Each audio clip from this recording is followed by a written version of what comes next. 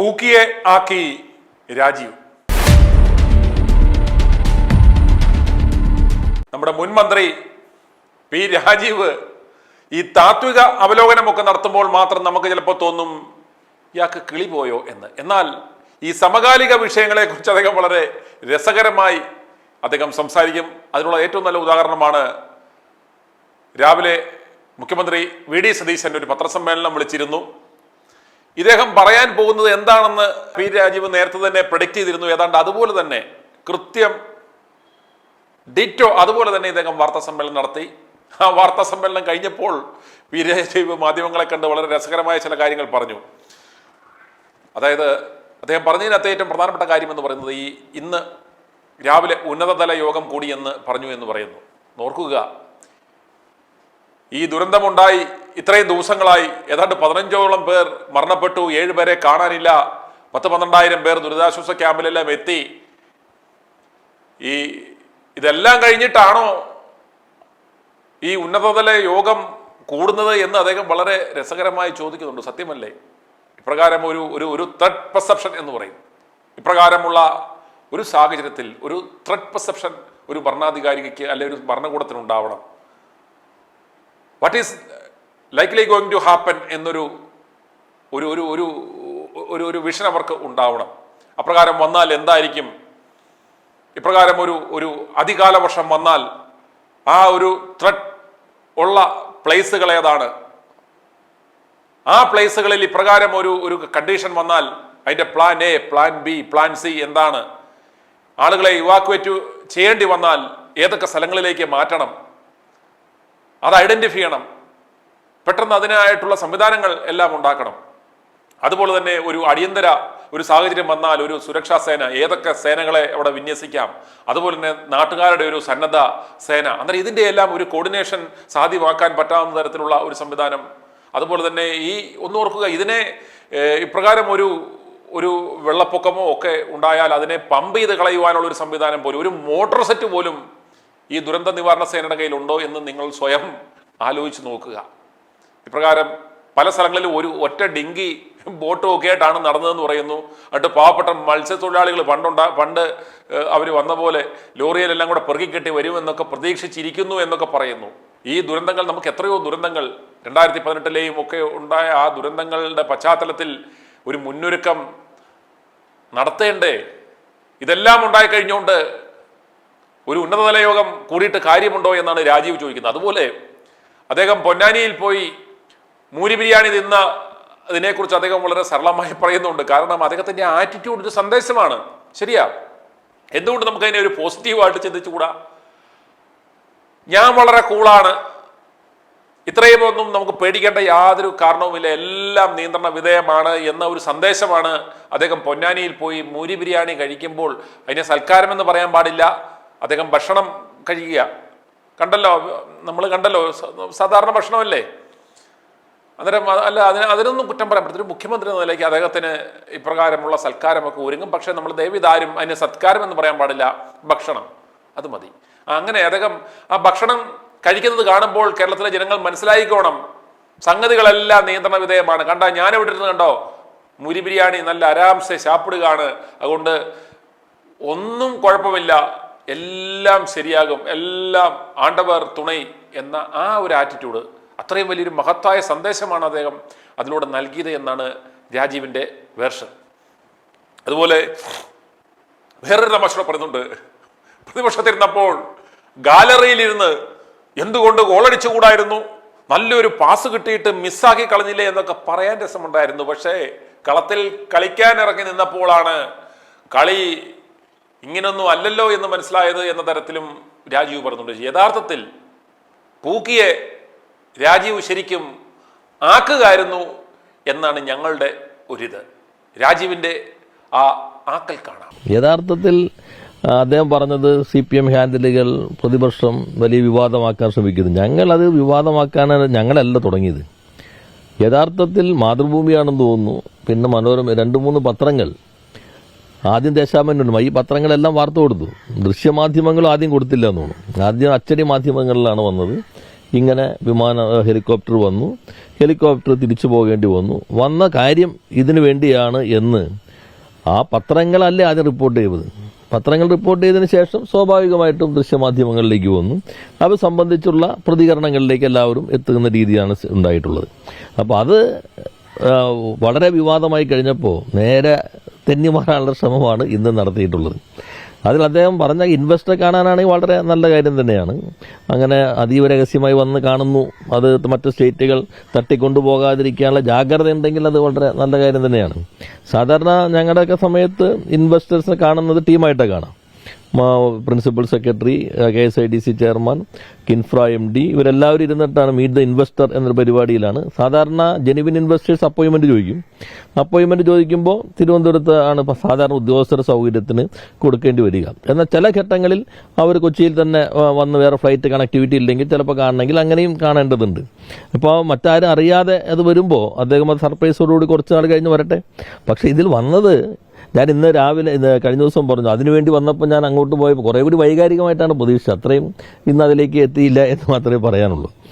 പിന്നെ ഇപ്പോൾ നമ്മൾ കാണേണ്ടത്, ഇന്നാണ് ഉന്നതതല യോഗം നടന്നതായിട്ട് മനസ്സിലാക്കുന്നത്. ആ യോഗം നേരത്തെ നടന്നെങ്കിൽ ഈ ബ്രീഫിംഗ് നേരത്തെ ഉണ്ടാകുമായിരുന്നല്ലോ. അങ്ങനെ ഉണ്ടെങ്കിൽ ഇനി നടന്നെങ്കിൽ അദ്ദേഹം സഞ്ചരിക്കുന്ന വാഹനത്തിൽ വെച്ച് തന്നെ ഉന്നതതല യോഗങ്ങൾ നടന്നിട്ടുണ്ടെങ്കിൽ വളരെ നല്ലത്. പക്ഷേ ഉന്നതതല യോഗം നടന്നതായിട്ട് ഇപ്പോൾ അദ്ദേഹത്തിൻ്റെ പേജ് തന്നെ നിങ്ങൾ നോക്കിക്കഴിഞ്ഞാൽ നിരന്തരമായിട്ടുള്ള അത്തരം മുന്നറിയിപ്പുകളൊന്നും തന്നെ അതിനകത്ത് നമുക്ക് കാണാൻ കഴിഞ്ഞെന്ന് വരില്ല. ഇവിടെ ഇന്ന് രാവിലെ ചില ചാനലുകൾ ചോദിച്ചപ്പോൾ ഞാൻ പറയുകയുണ്ടായി, നിങ്ങൾ ഭക്ഷണം വിവാദം, ഞാൻ പറഞ്ഞു അദ്ദേഹം പറയും ഞാൻ ഭക്ഷണം കഴിച്ച് കുഴപ്പമായോ, നേരത്തെ പിണറായി ഭക്ഷണം കഴിച്ചില്ലേ എന്നൊക്കെ പറയാൻ സാധ്യതയുണ്ട്. പ്രശ്നം എന്താണെന്ന് വെച്ചാൽ ഈ ഞാൻ രാവിലെ പറഞ്ഞതാണ് അദ്ദേഹത്തിൻ്റെ പത്രസമ്മേളനത്തിന് മുമ്പ് തന്നെ. ഇപ്പോൾ നിങ്ങൾ വീണ്ടും ചോദിക്കുമ്പോൾ അതുകൊണ്ട് മാത്രം പറയുകയാണ്.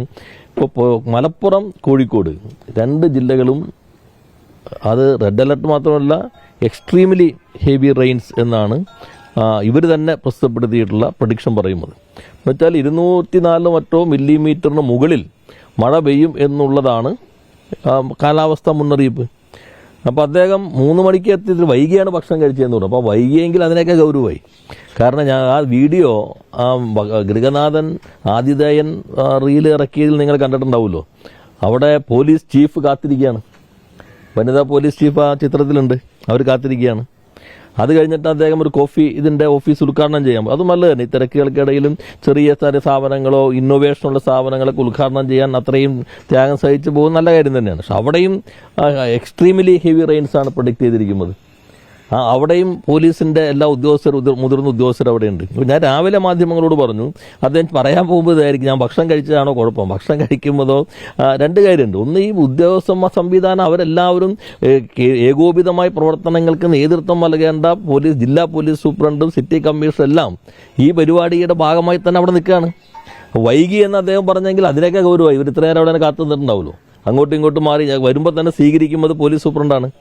അപ്പോൾ ഭരണ സംവിധാനം ഏറ്റവും പ്രധാനപ്പെട്ട ഉത്തരവാദിത്തം ഇത്തരം സന്ദർഭങ്ങളിൽ നിർവഹിക്കേണ്ടത് പോലീസാണ്.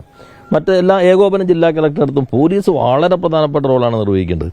അതിൻ്റെ എല്ലാ ആളുകളും അവിടെ കാത്തു നിൽക്കുന്നു. ഇതാണ് ഭരണ സംവിധാനത്തിന് പറ്റുന്നത്. ഈ ഘട്ടത്തിലല്ല ഇങ്ങനെ ചെയ്യേണ്ടത്. ചിലപ്പോൾ അവിടെ പോകുന്നു, മറ്റു പരിപാടികൾക്ക് നേരത്തെ മാറ്റി വെച്ചിട്ടുണ്ട്. മാറ്റി വയ്ക്കേണ്ട ഗൗരവമുണ്ടോ, മാറ്റി വയ്ക്കാതെ നടത്താൻ പറ്റുമോ, അതൊക്കെ മുഖ്യമന്ത്രിക്ക് തീരുമാനിക്കാം. പക്ഷേ ഉദ്യോഗസ്ഥന്മാരെല്ലാം അവിടെ നിൽക്കല്ലേ. അതിൻ്റെ ഭാഗമായിട്ടുള്ള പ്രശ്നം എന്താ? പിന്നെ അദ്ദേഹത്തിന് വേണ്ടി പറയാമായിരുന്നു ഒന്നുകൂടി, ഞാനിങ്ങനെ വളരെ മിതത്വത്വം അവിടെ ഇരുന്ന് ഭക്ഷണം കഴിക്കുമ്പോൾ ഗൗരവമില്ല, ആരും ടെൻഷൻ അടിക്കേണ്ടതില്ല, ഞാൻ തന്നെ ഇരിക്കുന്നത് കണ്ടില്ലേ, നിങ്ങൾക്ക് വളരെ ശാന്തമായിട്ട് ഞാനിരുന്ന് ഭക്ഷണം കഴിക്കുന്ന നിങ്ങൾ കണ്ടില്ല, അതുകൊണ്ട് ജനങ്ങൾ എന്തിനാണ് വെറുതെ ടെൻഷൻ അടിക്കുന്നത് എന്നൊരു സന്ദേശം നൽകാനായിട്ടുള്ള ഒരു ബുദ്ധിപൂർവ്വമായിട്ടുള്ള നീക്കമായിട്ടാണ് ഞാൻ കാണുന്നത്. അതോടുകൂടി ആളുകൾക്ക് തോന്നും ടെൻഷൻ അടിച്ച് വെറുതെ വീട്ടിലിരുന്ന് ബുദ്ധിമുട്ടുണ്ട്. ടെറസിൻ്റെ മുകളിലായാലും മുഖ്യമന്ത്രി പോലും വളരെ ഇതോടുകൂടി അവിടെ വരെ ഓടിച്ചു പോയിട്ട് ഭക്ഷണം കഴിക്കുന്നതാണ്. അപ്പോൾ അങ്ങനെ ടെൻഷൻ അടിക്കുകയാണെങ്കിൽ അത്രയും വലിയ പ്രശ്നങ്ങൾ ഉണ്ടാകാൻ ഇടയുണ്ടെങ്കിൽ മുഖ്യമന്ത്രി അങ്ങനെ ഇത്രയും ത്യാഗം സഹിച്ച് അവിടെ വരെ പോയിട്ട് ഇങ്ങനെ ഭക്ഷണം കഴിക്കുകയും അത് ആളുകൾ ഇടുകയും ചെയ്യില്ലല്ലോ. അങ്ങനെ ഒരു സന്ദേശം നൽകാനായിരിക്കും, ആളുകൾക്ക് ഒരു ടെൻഷൻ ഇല്ലാതിരിക്കാനുള്ള സന്ദേശം നൽകാനായിരിക്കും ഒരു പക്ഷേ അദ്ദേഹം കരുതിയിട്ടുണ്ടാവുക. അതാണ് പിന്നെ അദ്ദേഹം പറയുന്നത്, നിങ്ങളുടെ എല്ലാവരുടെ കയ്യിലുണ്ടാവുമല്ലോ. അതിൽ പറയുന്നുണ്ടല്ലോ, മുഖ്യമന്ത്രി ഹെലികോപ്റ്റർ യാത്ര നടത്തി ഞാൻ വിമർശിച്ചിട്ടുണ്ടോ? എത്ര ഫയലുകൾ നിങ്ങളുടെ കയ്യിലുണ്ടാവും? ഈ സന്ദർഭത്തിൽ മുഖ്യമന്ത്രിയുടെ ദൂർത്ത് എത്ര അന്നത്തെ ഒരു ഇന്നത്തേക്കാൾ തീവ്രമായിട്ടല്ലേ അദ്ദേഹം പറഞ്ഞുകൊണ്ടിരുന്നത്. അപ്പം ഞാൻ നേരത്തെ പറഞ്ഞു, ഇത് ആലോചിക്കേണ്ടതുണ്ട്. നേരത്തെ അപ്പം പറയണം, അന്ന് പറഞ്ഞത് ഇങ്ങനെ പെശകായിരുന്നു. ഞാൻ രാവിലെ പറഞ്ഞു, ഇപ്പോൾ സ്പെയിൻ വളരെ നന്നായിട്ട് കളിച്ചുകൊണ്ടിരിക്കുക ഫൈനലിൽ. അർജന്റീനയ്ക്ക് പന്ത് കിട്ടുന്നില്ല. അപ്പോൾ ഗാലറിയിൽ നമുക്ക് തോന്നി ഈ സ്പെയിൻ്റെ ആ കളിക്കാരൻ അങ്ങോട്ടൊരു ഒഴിവെടുപ്പുണ്ടായിരുന്നു. ഒരു ക്രോസ് ഇട്ടിരുന്നെങ്കിൽ അയാളുടെ കാലിൽ വന്നെങ്കിൽ അപ്പോൾ ഗോൾ അടിച്ചതെന്ന് ഗാലറിയിലിരിക്കും. ഗ്രൗണ്ടിൽ ഇറങ്ങിക്കഴിയുമ്പോഴും വരണ പന്ത് നെഞ്ചോണ്ട് തടക്കണോ കാലോണ്ട് തടക്കണോ തലോണ്ട് പിടിക്കണോ എന്ന് പിടിയില്ലാതെ ആകെ നിൽക്കുകയായിരിക്കും. അപ്പോൾ ഗാലറി ഇരുന്ന് പറഞ്ഞു പോയതാണ്. ഇപ്പോഴാണ് ഈ കാര്യങ്ങളൊക്കെ മനസ്സിലായത്. അതുകൊണ്ട് അന്ന് പറഞ്ഞൊന്നും കണക്കിലെടുക്കേണ്ടതില്ല എന്ന് കൂടി പറഞ്ഞാൽ കുറേ കൂടി വ്യക്തത ജനങ്ങൾക്ക് ഉണ്ടാകും. ഇത്തരം കാര്യങ്ങൾ എന്നും ഇങ്ങനെ നിങ്ങളോട് പ്രതികരിക്കുന്ന ഒരു ഇതാണ്. ഓരോ ദിവസവും ഇത് സംബന്ധിച്ച് ഇപ്പോൾ രാവിലെ തന്നെ ഞാൻ പറഞ്ഞു ഇതായിരിക്കും വരാൻ പോകുന്നത്. ഇന്നലെ നിങ്ങളോടും പറഞ്ഞു ഈ രണ്ട് കാര്യങ്ങൾ. അത് തന്നെയാണ് അദ്ദേഹം ഇന്ന് പറഞ്ഞിട്ടുള്ളത്.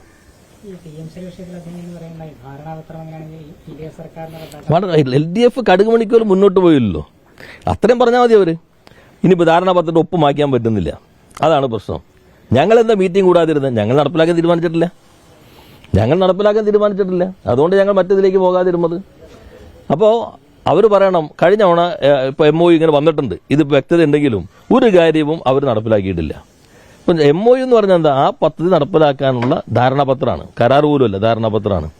നിങ്ങൾ പണം വാങ്ങിയാൽ ഇത് നടപ്പിലാക്കിയില്ലെങ്കിൽ കേന്ദ്രത്തിന് മാത്രം ഇടപെടേണ്ടി വരും. അതാണ് കേന്ദ്രത്തിന് പ്രത്യേക അധികാരം വരുന്നത്. കാരണം പണം അവർ നൽകുന്നു. അതിൽ തന്നെ ഇപ്പോൾ അവർ പറഞ്ഞ സ്കൂളുകൾ തിരഞ്ഞെടുക്കാനാണോ ഈ സബ് കമ്മിറ്റി? അവന് അധികാരം വേണമെന്ന് ആവശ്യപ്പെടാനാണോ? ഈ PMCയുടെ പ്രധാനം തന്നെ ഞാൻ കഴിഞ്ഞ ദിവസം പത്രക്കാർ സ്റ്റേറ്റിലാകെ ഈ PMCയുടെ എല്ലാ പ്രൊവിഷനുകളും പൂർണ്ണമായി നടപ്പിലാക്കലാണ് ഒന്നാമത്തെ ലക്ഷ്യം. നിങ്ങൾ ഏത് സ്കൂളിലാണെങ്കിലും അത് എല്ലായിടത്തും നടപ്പിലാക്കേണ്ടി വരും. അതിൽ നമ്മൾ ഫണ്ട് വാങ്ങിയില്ല, നമ്മൾ നടപ്പിലാക്കുന്നുമില്ല. ഈ സ്റ്റാൻഡ് ഞങ്ങൾ എടുത്തു, ഒരു പ്രശ്നം ഉണ്ടായിട്ടില്ലല്ലോ. അപ്പോൾ പറയണത് ഇത് മാറ്റാൻ പറ്റില്ല എന്നുള്ളത് ശരിയാണ്. ഞങ്ങളത് നോക്കിയിട്ട് മാറ്റാൻ പറ്റുന്നില്ല. അതുകൊണ്ട് ഇതാണ് അതിനകത്ത് ബുദ്ധിമുട്ട്. അവരൊക്കെ മാറ്റാൻ പറ്റുള്ളൂ, ഞങ്ങൾക്ക് മാറ്റാൻ അല്ലെങ്കിൽ തിരുത്താൻ പറ്റുന്നില്ല. MOUക്ക് എന്തിനാ മാറ്റം? നമ്മൾ നടപ്പിലാക്കുന്നില്ല. ധാരണാപത്രത്തിൽ ഞങ്ങൾ നടപ്പിലാക്കുന്നില്ല. കഴിഞ്ഞ അദ്ദേഹം പറഞ്ഞു 7 മാസം ഞങ്ങൾ നടപ്പിലാക്കാതിരുന്നു. അദ്ദേഹം തന്നെ പറഞ്ഞല്ലോ ഇനി മാർച്ച് വരെ കാത്തിരുന്നാൽ മതി. കാരണം PMC മാർച്ച് 31 വരെയുള്ളൂ. ആ സാമ്പത്തിക വർഷം PMC തീരും. അപ്പം അവർ ചെയ്ത പോലെ തന്നെ ഞങ്ങളും അനങ്ങാതിരിക്കാൻ പോവുകയാണ് എന്ന് പറഞ്ഞെങ്കിൽ നന്നാകുമായിരുന്നു. അതിന് പകരം ഞങ്ങൾ ഏത് സ്കൂളാണ് നടപ്പിലാക്കാൻ പോകുന്നത്, സിലബസ് എങ്ങനെയായിരിക്കും, ഇതിനെക്കുറിച്ചാണ് ഈ കമ്മിറ്റി ചർച്ച ചെയ്യുകയെന്ന് പറഞ്ഞാൽ അതാണ് വളരെ ഗൗരവമായ പ്രശ്നമായി കാണേണ്ടത്. UDF ചർച്ച ചെയ്ത് തീരുമാനിച്ചു. അത് കൺവീനറാണല്ലോ UDFന്റെ പത്രസമ്മേളനം, വ്യക്തമായി ആധികാരികമായിട്ട് പറയുകയും ചെയ്തു. അത് കൈയോടെ പിടിക്കപ്പെട്ട് കഴിഞ്ഞപ്പോൾ നേരെ വലിയ പ്രതിഷേധം ജനങ്ങൾക്കിടയിൽ നിന്ന് വരുന്നു. ഈ അവസരവാദ സമീപനം ജനങ്ങളെ എങ്ങനെ തെരഞ്ഞെടുപ്പിന് മുൻപ് തെറ്റിദ്ധരിപ്പിക്കാൻ ശ്രമിച്ചു എന്ന് തുറന്നു കാട്ടപ്പെട്ടപ്പോൾ ഒരു മലക്കം മറിച്ചലോ ഒക്കെ നടക്കുന്നുണ്ടെങ്കിലും അവരുടെ ലക്ഷ്യം ഇത് തന്നെയാണെന്ന് വ്യക്തമാണ്. പിന്നെ ആറന്മുളയുടെയും കണ്ടില്ലേ, ഇപ്പോൾ ചില ചാനലുകാർ അവരെ പിന്നെ കണ്ട് പിടിച്ചു എന്നാണ് കാണുന്നത്. അവർ അത് എയർ ചെയ്തിട്ടില്ല. അവർ പറയുന്നുണ്ടല്ലോ പഞ്ചായത്തിലെ ജോലി പോകാനിടയുണ്ട്, അതുകൊണ്ട് അവർ പറഞ്ഞപ്പോൾ തിരുത്തി പറഞ്ഞാണെന്ന് വരെ പറയുന്നുണ്ടല്ലോ. അപ്പം നമ്മൾ കാണേണ്ടത് ഈ ഘട്ടത്തിൽ വിവാദങ്ങൾക്കല്ല എല്ലാവരും ശ്രമിക്കേണ്ടത്. ഇപ്പോഴും മുഖ്യമന്ത്രിക്കാണ് പറയുന്നത് അത്തരം കാര്യങ്ങളൊക്കെ പിന്നെ ചർച്ച ചെയ്യാം, ഈ ഘട്ടത്തിൽ നമുക്ക് എല്ലാവർക്കും ഒന്നിച്ചു നിൽക്കാം എന്ന് പറയലാണ്. പ്രതിപക്ഷ നേതാവ് പറഞ്ഞല്ലോ, അദ്ദേഹം പറഞ്ഞു പ്രതിപക്ഷ നേതാവ് രാഷ്ട്രീയ കാര്യങ്ങൾ അവിടെ പറയുന്നതോടൊപ്പം തന്നെ അദ്ദേഹം പറഞ്ഞല്ലോ എല്ലാവരും ഒന്നിച്ചിറങ്ങണം എന്ന ആഹ്വാനമാണ് ഈ പ്രതിപക്ഷ നേതാവ് എന്ന നിലയിൽ മുൻ മുഖ്യമന്ത്രിയുടെ അനുഭവത്തിന്റെ കൂടി അടിസ്ഥാനത്തിൽ നടത്തിയത്. അദ്ദേഹം മുഖ്യമന്ത്രി ആയിരിക്കുന്ന ഘട്ടത്തിൽ ആദ്യത്തെ പ്രളയം വന്നപ്പോൾ പ്രതിപക്ഷ നേതാവിനെ വിളിച്ച് അദ്ദേഹത്തെ കൂട്ടിയിട്ടല്ലേ യാത്ര പോയത്. അപ്പോൾ അത്തരം എന്തെങ്കിലും ആശയവിനിമയത്തിൽ ഇദ്ദേഹം തയ്യാറായോ? നമുക്ക് എങ്ങനെയാണ് അന്നത്തെ കാലത്തൊക്കെ എങ്ങനെയായിരുന്നു, നമുക്ക് എങ്ങനെയാണ് ഒന്നിച്ചു പോകേണ്ടത്? അതൊന്നുമല്ലല്ലോ. പിന്നീട് അവർ നിലപാട് മാറ്റി, പ്രതിപക്ഷം അവരുടെ നിലപാട് മാറ്റുകയുണ്ടായി. അപ്പോൾ ഇത്തരം കാര്യങ്ങൾ ഇപ്പോൾ അധികം നുണയങ്ങ് ചെലവാകില്ല എന്ന് കരുതണം. വിവാദങ്ങളിലേക്ക് പോകാതെ ഈ സന്ദർഭത്തിൽ ഇപ്പോഴും നമുക്കറിയില്ല, ഓഗസ്റ്റ് ഇനിയും കിടക്കുകയാണ്, നമ്മുടെ അനുഭവങ്ങളുണ്ട്. എല്ലാവരും ഒറ്റക്കെട്ടായി കക്ഷി രാഷ്ട്രീയത്തിന് അതീതമായി നിൽക്കുകയാണ് വേണ്ടത്. നമ്മുടെ ഇത്തരം സന്ദർഭങ്ങളിൽ കേരളം അത് കാണിച്ചിട്ടുണ്ട്. ആ ഐക്യം കാണിക്കുന്നതിനുള്ള മുൻകൈ ഗവൺമെന്റ് എടുക്കണം. സന്നദ്ധ സംഘടനകൾക്ക് ഇറങ്ങിക്കോളൂ, ഞങ്ങൾ പുറകേണ്ടെന്നല്ല പറയില്ല, ഞങ്ങൾ ഒപ്പം ഉണ്ട്, നമുക്ക് ഒന്നിച്ചിറങ്ങാം എന്ന് പറയലാണ് കേരളത്തിന്റെ അനുഭവം എന്നുകൂടി കാണാം. കണ്ടല്ലോ, രാജീവ് ഈ അടുത്ത കാലത്ത് ഏറ്റവും മനോഹരമായി സംസാരിച്ച ഒരു ദിവസമാണ് ഇന്ന്. യഥാർത്ഥത്തിൽ രാജീവ് പൂക്കിയെ ആക്കി. i2i News, an eye for truth. i2i News subscribe ചെയ്തിട്ടില്ലാത്തവർ ഇപ്പോൾ തന്നെ സബ്സ്ക്രൈബ് ചെയ്യുക. നോട്ടിഫിക്കേഷൻ ലഭിക്കുവാൻ ബെൽ ബട്ടണും അമർത്തുക.